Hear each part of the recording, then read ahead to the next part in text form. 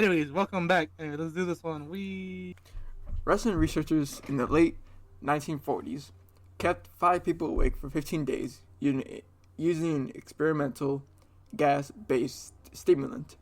They were kept in a sealed environment to carefully monitor the oxygen intake so the gas didn't kill them. Since it was toxic in high concentrations, this was before closed circuit cameras, so they had only microphones and 5-inch thick glass porthole-sized windows into the chamber to monitor them. The chamber was stocked with books, cots to sleep on, but no bedding, running water and toilet, and enough dried food to last all 5 for over a month. Advertisement. Test subjects were political prisoners, deemed enemies of the state during World War II. Everything was fine for the first 5 days. The subject probably complained having been promised falsely that they would be free if they submit to the test and did not sleep for 30 days. Dude, I know that in the first if you don't sleep for 3 days you start hallucinating or they're cooked. The conversations were active and were monitored, and it was noted that they were continued to talk about increasing domestic incidents in their past, and the general tone of their conversation took on a darker aspect of after the fourth day. After 5 days, they started to complain about the circumstances and events that led them to where they are, and started to demonstrate severe paranoia. They stopped talking to each other and began alternately whispering to the microphones and one-way mirrored portals. Oddly, they all seemed to think they could win the trust of the experimenters by turning over their comrades, the other subjects, in captivity with them. At first, the researchers suggested this was an effect of the gas itself. Spooky, bro. Ooh, the creepy pastas, maybe, bro. Oh, that we read creepy pastas at 3 a.m. We had a nosebleed. Oh, the demons, el demonios. All right. After 9 days, the first of them started screaming. He ran the length of the chamber, repeatedly yelling at the top of his lungs for 3 straight. Damn, bro. 3 straight hours? Fuck. He continued attempting to scream, but was only able to produce occasional squeaks. The researchers posted that he had physically torn his vocal cords. Damn. That's actually kind of impressive. The most surprising thing about this behavior is how the other captives receive it, or rather didn't react to it. They continued whispering to the microphones until the second this captive started screaming. The 2 non-screaming captives took the book apart, smearing pages after pages with their own feces and pasted them calmly over the glass potholes. Then screaming promptly. So did the whispering to the microphone. After 3 more days passed, the researchers checked the microphones hourly to make sure they were working. Since they thought it was impossible that no sound could be come with 5 people inside. The oxygen consumption in the chamber indicated that all 5 must be alive. In fact, it was the amount of oxygen 5 people would consume at a very heavy level of strenuous exercise. On the morning of the 14th day, the researchers did something they said they would not do to get a reaction from the captives. They used the intercom inside the chamber, hoping to provoke any response from the captives. They were afraid were either dead or vegetables. They announced, "We are opening the chamber," says the microphone. "Step away from the door and lay flat on the floor or you'll be shot. Compliance will earn you your immediate freedom." To their surprise, they heard a single phrase in a calm voice respond, We no longer want to be freed." Debate broke out among the researchers. The military forces funding the project research. Unable to work any more spawning using the intercom, it was finally decided to open the chamber at midnight on the 15th day. The chamber was flushed of the stimulant gas and filled with fresh air, and immediately voices from the microphones began to object. 3 different voices began begging, as if pleading for the life of loved ones to turn the gas back on. The chamber was open, and soldiers sent in to retrieved the test subjects. They began to scream louder than ever, and so did the soldiers when they saw what was inside. 4 of the 5 soldiers were still alive, although no one could rightly call the state that any of them in life. The food rations past day 5 had not been so much as touched. There had been chunks of meat from the dead. Chunks of meat from the dead. The subject died and chest stuffed into the drain in the chamber, blocking the drain, allowing 4 inch level to accumulate on the floor. Deciding how much of water on the floor was actually blood was never determined. All the 4 surviving Tezovis, which had large portions of muscle and skin torn away from their body. The such of their flesh and closed bone on the finger indicated that the wounds were inflicted by hand, not the teeth. Closer examination of the positions and angles of the wounds indicate that most, if not all of them were self-inflicted. Damn, bro, they got a little bit coco loco. The abdominal organs below the ribcage of all 4 tested had been removed, while the heart, lungs, and diaphragm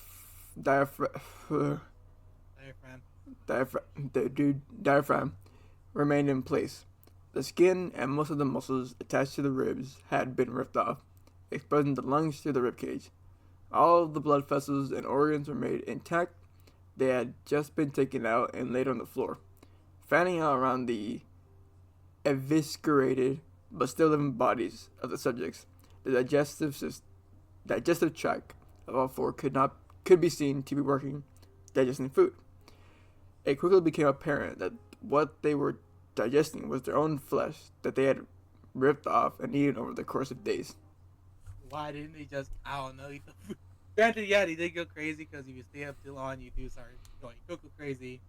So I guess, it's kind of respected. I would assume they probably would have been dead. Most of the soldiers were Russian special officers at the facility. But still, many refused to return to the chamber to remove the test subject. They continued to scream to be left in the chamber and ardently begged and demanded the gas to be turned on. At least they fell asleep. To everyone's surprise, the test subjects put up a fierce fight in the process of being removed from the chamber.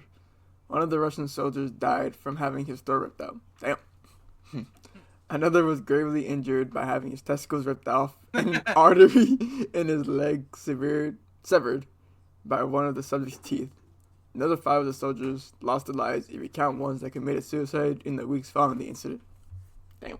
Sluggo, one of the 4 living subjects, had his spleen ruptured and bled almost out immediately. The medical researchers attempted to sedate him, but this proved impossible. He was injected with more than 10 times the human dose of morphine divide and still fought like a cornered animal, breaking the ribs and arms of one of the doctors. When a heart bit, I seemed to beat for 2 minutes after he had bled out. There was more air in his bigger system than blood. Even after it stopped, he continued to scream and fail for another 3 minutes, struggling to attack anyone in his reach, and just repeating the words more over and over, weaker and weaker until he barely. The surviving 3 test subjects were heavily restrained and moved to a medical facility.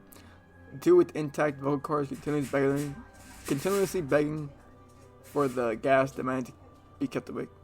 Most of the injuries of the 3 were taken to the only surgeon operating room that the facility had. And the process of preparing the subject to have his organs placed back on his body, it was found that he was effectively immune to the sedation that was given to him to prepare for the surgery. He fought ferociously against his restraints when the anesthetics gas was brought out, put him under. He managed to tear most of the 4-inch wide leather stab on one wrist, even though the weight of a 200-pound soldier was putting that wrist as well. It was only a little more stiff than normal to put him under. And the instant his eyelids flustering closed, his heart stopped, and the autopsy of the subject that died on operating theater found his blood had triple the normal level of oxygen. His muscles that still attached to his skin were badly torn, and he broke 9 bones of the fungal to have not been seen. Most of them were from the force his own muscles had exerted on them. The second survivor had been the first of the group of 5 to start screaming. His vocal cords destroyed, he was unable to beg or object to surgery, and he only reacted by shaking his head violently in disapproval when the anesthetic gas was brought near him. He shook his head yes when someone suggested, reluctantly, They tried the surgery without anesthetic and did not react for an entire 6-hour procedure of replacing his abdominal organs and intended to cover them with what remained of his skin. The surgeon proceeding, yeah, stated repeatedly that it should be medically possible for the patient to still be alive.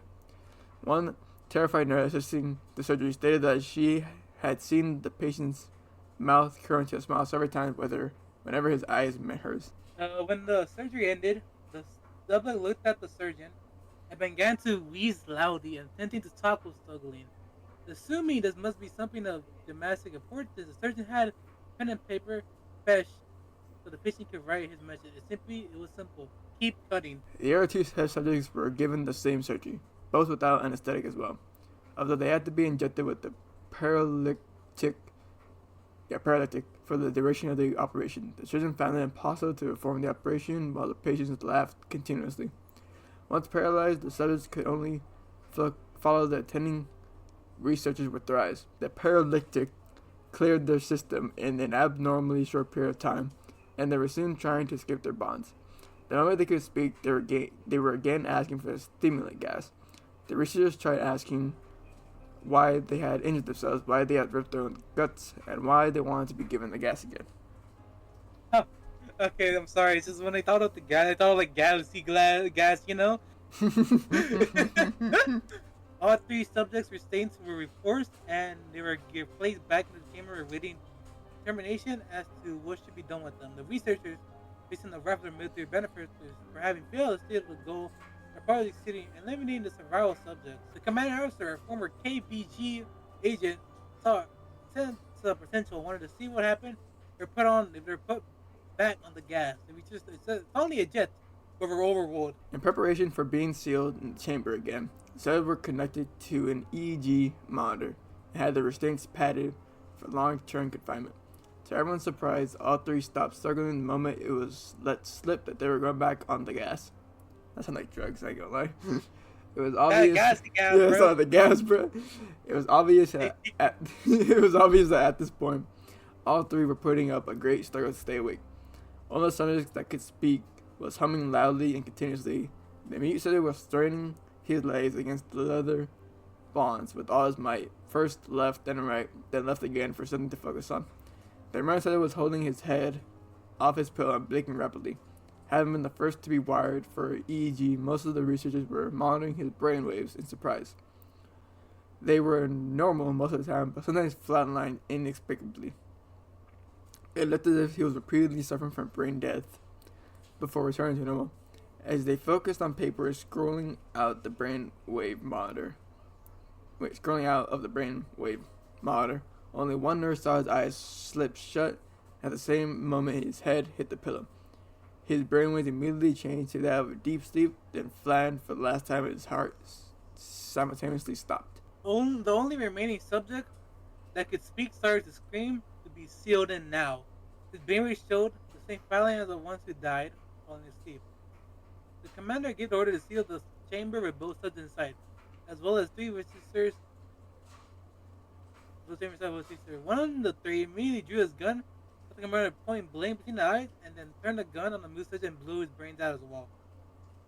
He pointed his gun at the subject, still staying to the body, as the remains member of the medical team fled the room. I won't be locked in there with these things, not with you, he screamed. As the man said to him, "Sir, where are you?" he demanded. "I must know." The subject smiled. Have you forgotten so easily?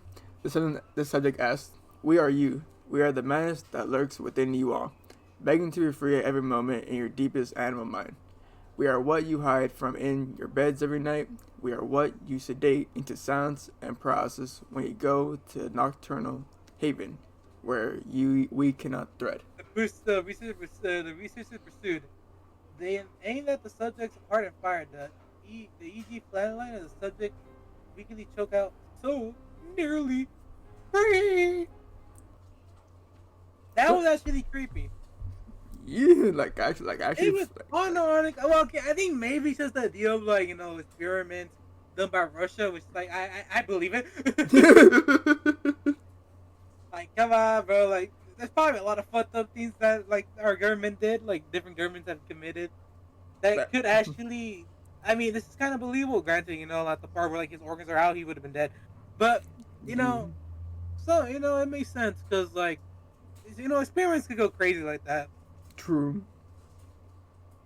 But yeah, this is actually pretty well written. I'm gonna be honest, it was creepy. It maybe because I also bled my nose. That kind of add to the creepiness. I'm like, oh no, bro, the gas is in here, bro. That bro, I ate too much of the nitrous. But yeah, it's pretty creepy. I think I don't know. I guess it left kind of questions like, what the fuck is this even is? Yeah. What is this like?